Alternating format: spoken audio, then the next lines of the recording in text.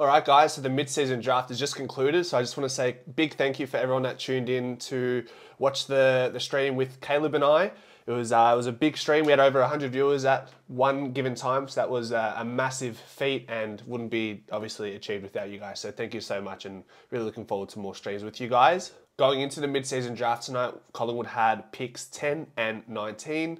Obviously, the absences or the vacancies that were opened up for those picks were due to the season-ending knee injury for Aiden Begg and the concussion or ongoing concussion history that Nathan Murphy had sustained over a certain period of time, which has obviously led to his retirement due to concussion. For those wondering who we've drafted in the past for Collingwood in the mid-season draft, you're looking at players like Josh Carmichael, who had an immediate effect when he first joined the club, not so much since.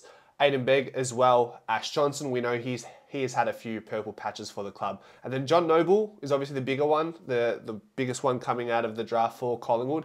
He is the first player out of the mid-season draft to reach 100 games out of any player that came out of the draft. So that's a massive accomplishment for John Noble. And I guess credit must be paid where it's due for Derek Hine in selecting players like John Noble and Ash Johnson, who have played important roles in the club. Other players from other clubs who have had significant impacts at AFL level, you look at players like Jai Newcombe from Hawthorn, Marlon Pickett, we got Sam Durham from Essendon, Marich, who's at West Coast, D'Ambrosio, initially drafted to Essendon, now at Hawthorn.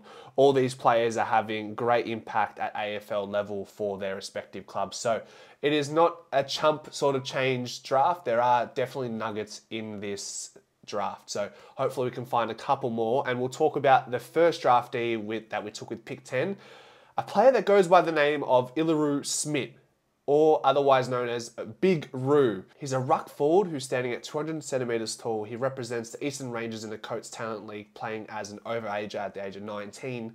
He missed all of 2023 for the most part due to an ACL, and then he also had shoulder injuries. He was making his return that year for Montrose in EFL, but in his first senior game for Montrose, he hurt his shoulder and basically wasn't able to play for Eastern Rangers at all that year.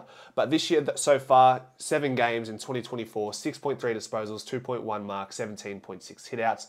Nothing really screams out from the stat sheet for Iliro, but at the end of the day, ruckmans, sometimes their stats don't justify or articulate what's really happening on field. You sort of just have to watch them and see what their presence does, what type of aura they have, what dramas are they causing in the air, how are they at ground level. And that's something that Iliro does, or Big Roo gets big raps for, is his domination in the hitouts in the Coates Talent League right now, as well as his ability to follow up.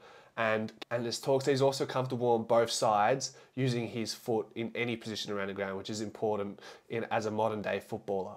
It's interesting because a lot of this information I'm gathering is from Iliroo's website himself. He's obviously promoting himself, and it's clearly worked because Collingwood have taken him at pick 10.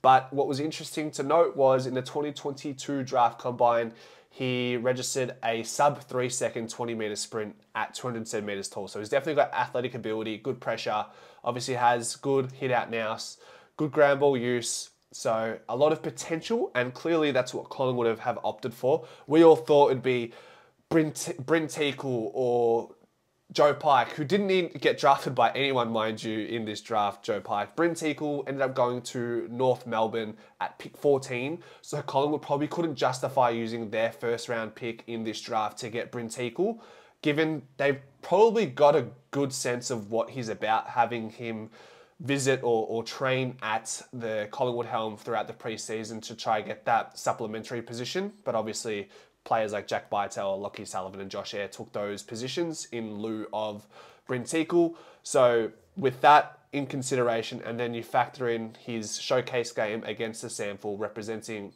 the Waffle, he didn't play too well, and apparently his colours were lowered, and I think that may have been the ultimate factor in deciding against someone like Bryn Teakle. And yeah, it looks like Derek Hine is looking for the long term in this case, whereas we all thought we'd be looking at the short term, get some tools into the team who are ready made. But we've gone for a prospect player in Iliro, Big Roo, and we'll talk about the next player who actually plays for our side in the VFL. But yeah, just before I get to that next player, it just further suggests that we're happy to back in our small forward department. And we pretty much went the whole season last year without a recognised A-grade key tall forward.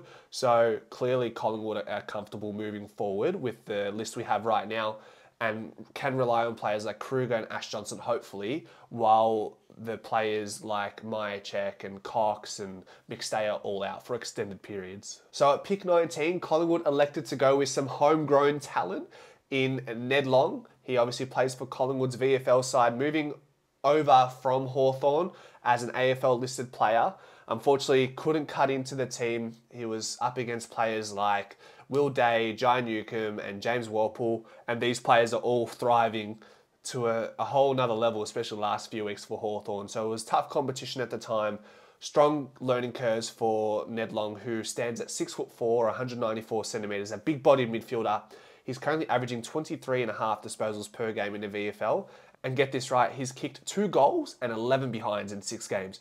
So he knows where the goals are or thereabouts. He just needs to narrow it down to the 2 big sticks, and he could have had a really stacked goal count had he kicked a little bit straighter than what he did. 2 goals, 11, that's incredible. Ned Long's performances in the VFL certainly didn't go unnoticed by any stretch. I was definitely mindful that there was a chance that he could get drafted in tonight's mid-season draft, and that's what happened. He was also given 2 MVP performances as awarded by the VFL coach in Josh Fraser. So some recognition there would have helped his case go a long way tonight. So being that big-bodied midfielder, it's just probably going to add extra competition to the lower tiers of our midfield at the moment. Our top tier being Scott Pendlebury, Jack Crisp, Nick Dacos, and then Geordie De Goey when he's healthy, and in the final series, Tom Mitchell, probably a tier just below there. And then the next tier, you've got Lockie Sullivan, Jack Bytel, Finlay McRae, and Beau McCreary. And Beau McCreary has potential to climb those tiers because he's sort of unproven at this point and has that power potential and that impact potential. Finlay McRae hasn't been playing in the midfield, more as a half-forward flanker. So again, untried for him as well. Jack Bytel unfortunately had that concussion, so he hasn't been properly proven either. And Sullivan's only 2 games into his AFL career and had a reasonable game against Fremantle, collecting 24 disposals, and played well against West Coast the week before that. So I think Sullivan's played 2 or 3 games. Don't quote me. Admittedly, this draft was hard to get a feel for because the teams don't really give away a lot as far as who they are looking at to pick up in this draft. You know, everyone was talking about the Joe Pikes of the world, the Bryn Teakles, and Bryn Teakle goes extremely late at pick 14 for North Melbourne. And I think with North Melbourne, with no Goldstein and no Callum Coleman-Jones, it made sense for them to pick up a ready-made ruckman to help out Tristan Sherry if needed. But yeah, Joe Pike not taken. And then we go for someone who was hardly spoken about in the lead up to this draft in Iliro Smit as a overager playing at Eastern Rangers, a big-bodied ruckman who is more of a prospect, if anything. So as it seems, Collingwood are backing in their pre-existing talls in the VFL right now, which is slim pickings considering we've got Ash Johnson, Nathan Kruger there, who aren't setting the world afire at VFL level, but they're going to have to come in and do a job now with the amount of injuries we have to our tall stucks at AFL level. With Joe Richards and Jamie Elliott as well, we're going to have to see more output from players like Lockie Schultz and Beau McCreary and Bobby Hill to take it to the next level. And then, yeah, maybe we see Ned Long feature sooner rather than later. I don't know how quickly we'll see Iliro, Big Roo, Smit feature for Collingwood. He seems like a longer-term prospect, given Darcy Cameron's late 20s, Mason Cox is early 30s, so there will be a transitional period there. And we've got Aiden Begg, who is listed as a ruck forward. He's 6'4", and he's not massive by any means. He's a slender-looking type of ruckman.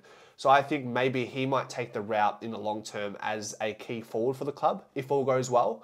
And then maybe we get Iliro, Big Roo, Smit in as the main ruckman in the long term. Just some food for thought in the future for the AFL. If you have players in your VFL affiliated side, should your AFL side get first pickings at these players, like a Jack Hutchinson who went quite early? I think he went pick 2 or pick 3. I forget who he went to, whether it was Richmond or a West Coast. I think he went to West Coast, but similar to like a father-son or academy prospect, do we get the rights to these players? Because imagine the transition that Jack Hutchinson would have had from VFL level to Collingwood level. He understands the system, he understands the coaches, he understands the players. It would have been a perfect transition. Similar to what Ned Long is about to go through, it will be a more seamless transition rather than moving to another club. And then what do clubs have to give up to get the rights of these players at their VFL affiliate clubs? So those are the variables to consider when factoring this in. But it would be nice to have that option, considering we've invested so much in these players, the Jack Hutchinsons, the Ned Longs. Thankfully, we were able to get Ned Long, not so much for Jack Hutchinson. We wish him all the best in the West, at West Coast, and see how that goes for him. But let me know what your thoughts are, guys, in the comment section. And just lastly, before I let you guys go, I have the first Moving the Magnets stream on tomorrow at 5:45, where we dissect the live selections for the team, and there's obviously going to be a bunch of changes, so tune into that. And then we've got the pre-game and post-show versus the Bulldogs on Friday night with Caleb, and then another new show next Monday, which is called the Pie Performers. So we'll just break down every player's performance for Collingwood against the Bulldogs and give them ratings and so on and so forth. We'll see you guys then. See ya.